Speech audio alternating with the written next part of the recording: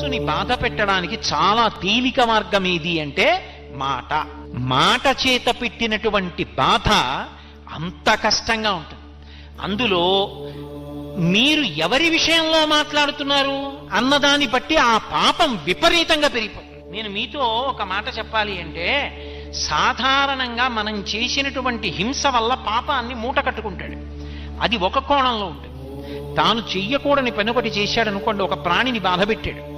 ఓ కుక్క అలా వెళ్ళిపోతుంది, నా చేతిలో కర్ర ఉంది కదా అని అలా వెళ్ళిపోతున్న కుక్క మీదకి విసిరితే దాని కాలు విరిగింది అనుకోండి. కాలు విరిగిన కుక్క ఎంతకాలం నిష్కారణంగా నేను కొడితే బాధపడిందో అంతకాలము నేను కూడా కాలు విరిగి బాధపడాలి. ఇప్పుడు ఈశ్వరుడు ఏం చేస్తాడంటే కర్మాకర్మ ఫలప్రదాత. అందుకే కాల కలయతామహం అంటాడు భగవద్గీతలో కృష్ణుడు. నువ్వు జీవుడిగా ఎప్పుడు ఏం చేశావో నాకు తెలుసు, కాలమునందు లెక్క కట్టి ఫలితాన్ని ఇస్తాను.